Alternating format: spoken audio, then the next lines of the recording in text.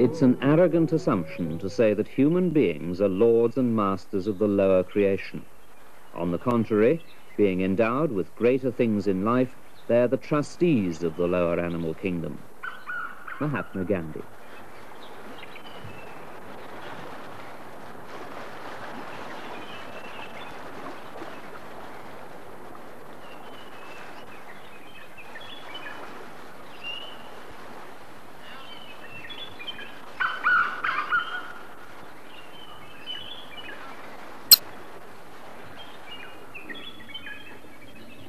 The dry season, and it's the hottest and driest dry season in living memory in the South Indian states of Kerala and Tamil Nadu.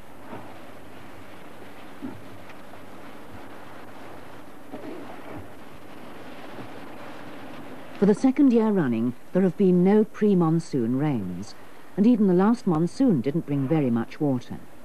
Scientists say that this is due entirely to the ruthless felling of the forests of southern India. In the past 15 years alone, over half of the area of primeval forest left by the British has been felled and cleared.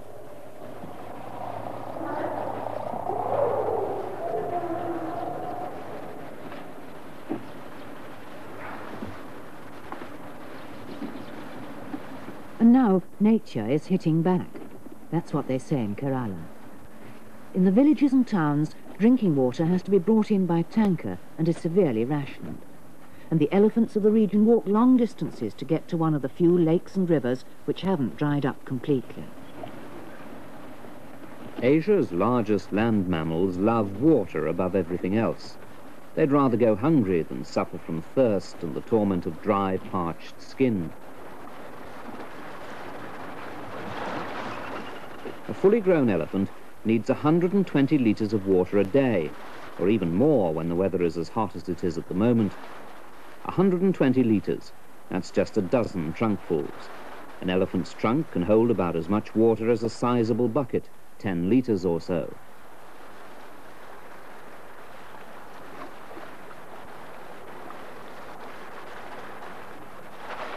At the age of 6 or 7 months, a young elephant will try to drink water with its trunk the way the grown-ups do, but it can't manage.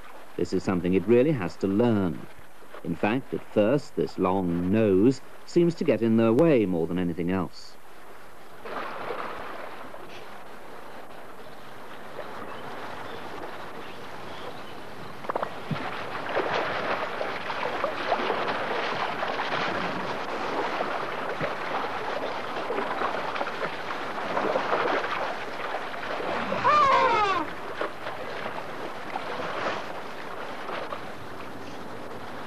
Despite their huge size, elephants are good swimmers, even the young ones.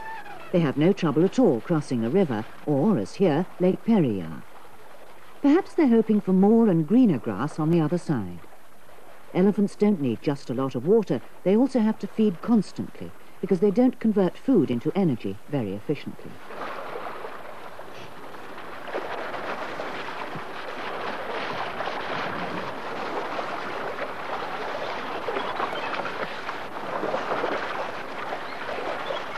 $250 to 300 kilograms of vegetation. That's their normal daily ration. It's usually in the form of grass or leaves or young bamboo shoots. But their favourite foods are sugarcane and bananas. However, the drier their food, the lower its energy content, and so the more these animals need. Most of what they eat is just roughage, and anyway, they excrete well over half of their food intake undigested. But the elephant's loss is nature's gain. A whole range of insects live off the elephant's semi-digested excreta, and the elephant dung also provides a nutrient base for a host of plant seeds. So every time an elephant eats, it does so for others as well. Since the grass is so hard and dry anyway, the elephants don't want to eat dust as well, so they carefully shake it off. As grass gets scarcer, the elephants have to go further and further afield. During the dry season, their range of action is much larger than during and immediately after the monsoon period. But even then, water and juicy feed are no longer available in abundance. The long journeys elephants undertake during the dry season present problems, not just to the animals themselves, but to all those who are concerned with their well-being.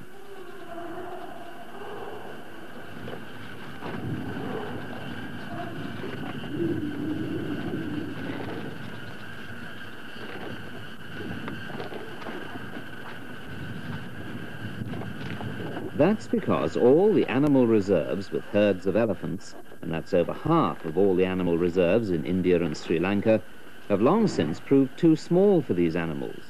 So, singly or in herds, they leave these sanctuaries. Following old and long-established routes, always close to the water, they wander, and, naturally enough, this brings them into conflict with man. But then, men have already taken possession of 99% of elephant country.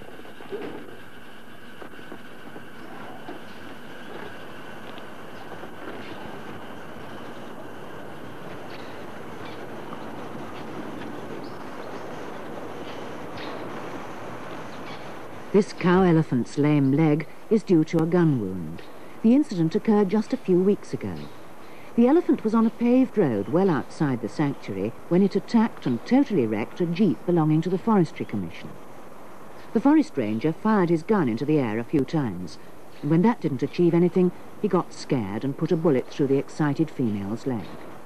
The bullet went right through, and the wound has healed very well, and she'll soon be able to walk properly again. But she'll stay dangerous. In fact, after this incident, she'll be even more dangerous than before. Her little family is walking slowly to enable her to keep up. After the rains, the family will stay together and will continue walking well beyond the borders of the Periyar Wildlife Sanctuary. This is where we are, in the hilly country of the Western Ghats. And it's here that one of the largest animal reserves on the Indian subcontinent is situated. 777 square kilometres in area, the Periyar Wildlife Sanctuary normally has around 850 elephants. But in this very dry year there were at least 1,000, the densest elephant population in the whole of India. Periyar is one of the major rivers of Kerala and Tamil Nadu. Over 50 years ago it was made into a reservoir. And it's here, every spring, when the high-lying forests all around get too dry, that the elephants come. At normal water level, the reservoir has an area of about 26 square kilometres and forms the heart of one of the oldest Indian wildlife sanctuaries. It's divided up into 3 zones, mainly because of its considerable population of wild cats. But the elephants don't stick to these zones.